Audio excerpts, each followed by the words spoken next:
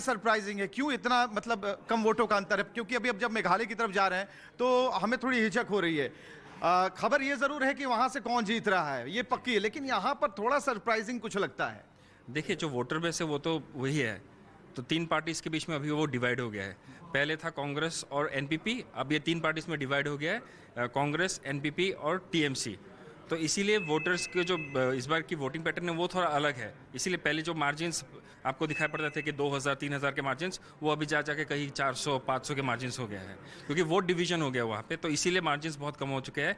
और हमारे पास इन्फॉर्मेशन है, पर जब तक हम श्योर शॉट नहीं हो सकते तो, और इतने छोटी मार्जिन्स में हम किसी को डिक्लेयर। और कितने राउंड तक इंतजार करना हो? और एक राउंड, दो राउंड, उससे ज़्यादा नहीं।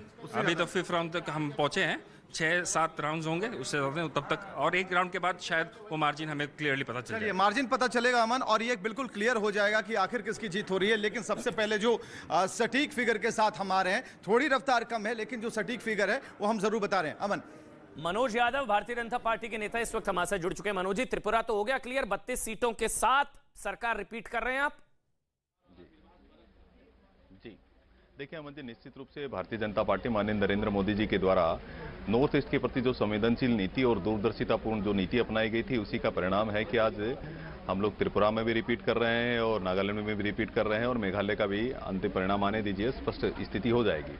देखिए नमन जी, जिस तरह से नॉर्थ ईस्ट को दरकिनार किया गया, दोयम दर्जे का व्यवहार किया गया, एक वो समय था जब कैडर राज चलता था, जब सीपीएम के गुंडे किस तरह से जंगल राज को बढ़ावा दे रहे थे, ब्लॉकेड होता था, वहां पर कर्फ्यू लगे रहते थे, आगजनी होती थी। आज माननीय नरेंद्र मोदी जी की दूरदर्शितापूर्ण नीति का ही परिणाम है और उनकी संवेदनशील नीति का ही परिणाम है कि एक आजाद भारत के पहले प्रधानमंत्री लगातार 52 से 53 बार दौरा किए हैं पिछले 8-9 सालों के अंदर। हर 15 दिन के अंदर हमारे कैबिनेट मिनिस्टर वहां पर जाते हैं और वो आधारभूत संरचना को मजबूत करने का वहां पर काम किया। एक हीरा मूल मंत्र दिया हमने, हाईवे, इंटरनेट, रेलवे और एयरवेज को किस तरह से कनेक्टिविटी से जोड़ा जाए वहां पर।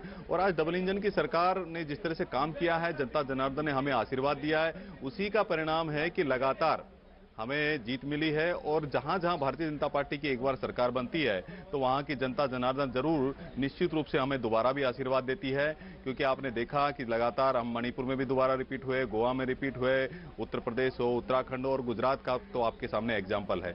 तो ये जनता जनार्दन की जीत है। जनता जनार्दन लगातार भारतीय जनता पार्टी पर विश्वास जताती है। जनता जनार्दन लगातार दिखाती है कि हम विकास पुरुष के साथ में हैं, विकास की जो राजनीति करता है उनके साथ में है। कहते हैं कि मेयर से लेकर मेघालय के चुनाव तक चेहरा सिर्फ एक होता है हमेशा आपके पास, मोदी जी। तो ये गर्व की बात है हमारे लिए। माननीय नरेंद्र मोदी जी ना केवल देश के चेहरा है बल्कि ग्लोबल चेहरा है। और हमारे लिए गर्व की बात है कि हमारे जो पार्टी के कार्यकर्ता हैं जो शीर्ष पद पर है वो एक ग्लोबल चेहरा है। इनके पास चेहरे भी नहीं है, ना नेता है, ना नीति है, ना इनकी नीयत साफ है। इनकी नीयत भी साफ नहीं है। और इनके मल्लिकार्जुन खड़गे जी तो बोल रहे थे कि अंगूर खट्टे हैं, कि ये छोटे राज्यों के चुनाव थे। अब ये बताइए कि पिछले 7 राज्यों के चुनाव हुए, उसमें से 5 भारतीय जनता पार्टी जीती है, जिसमें से तो छोटा हो या बड़ा हो चुनाव तो चुनाव होता है, चुनाव की दृष्टि से लड़ना होता है। लेकिन इनके पास नेता भी नहीं है, ना नीति है, ना नियत है। इनकी नेताओं की साख इतनी गिरी हुई है। अभी मैं कुछ प्रवक्ताओं की बातें सुन रहा था, वो बोल रहे थे कि कुछ बूथ कैप्चरिंग हुई है। तो ये लोग लगातार क्या करते हैं, कभी सेना पर सवाल उठाते हैं, कभी संवैधानिक संस्थाओं पर सवाल उठाते हैं, कभी ईवीएम पर सवाल उठाते हैं। और मैं तो बड़ा आहत और पीड़ित हूं, महसूस कर रहा हूं कि एक विश्व के सबसे बड़े लोकतंत्र में जिस तरह से चुनाव प्रक्रिया संचालित की जाती है और बहुत अच्छे तरीके से, निष्पक्ष तरीके से चुनाव होते हैं, उन पर ये लोग सवाल उठा रहे हैं। आप क्यों हाथ नहीं सवाल उठाते हैं? देखिए हमारे देश की संवैधानिक संस्थाओं पर ये लोग सवाल उठाते हैं। तो किस तरह की राजनीति कर रहे हैं बताइए? नाचना है आंगन टेढ़ा, नाचने की कैपेसिटी है नहीं, बोल रहे हैं ये भी बता रहे हैं कि ऑपोजिशन की तरफ से कहा जा रहा है कि भाई करने के लिए कि बेशक आप लोग जीत रहे हैं, मतलब वो कह रहे हैं कि वो कि सेकुलरिज्म की जीत हो वो चाहते हैं। मतलब आप लोग जीत रहे हैं तो क्या कम्युनलिज्म की जीत हो रही है? वो कह रहे हैं कि हम चाहेंगे सेकुलरिज्म की जीत हो।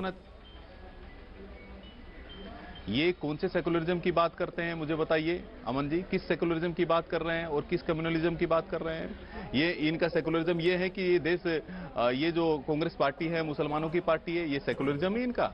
ये देश के संसाधनों पर पहला एकाधिकार केवल मुसलमानों का है, अल्पसंख्यकों का है, ये सेकुलरिज्म ही इनका। लगातार 370 का विरोध करना सेकुलरिज्म है क्या इनका? वो किस बात की बात करते हैं? ये जो लगातार सेना पर सवाल उठाने का। अच्छा मनोज जी, एक मिनट रहिएगा मनोज जी, एक बड़ी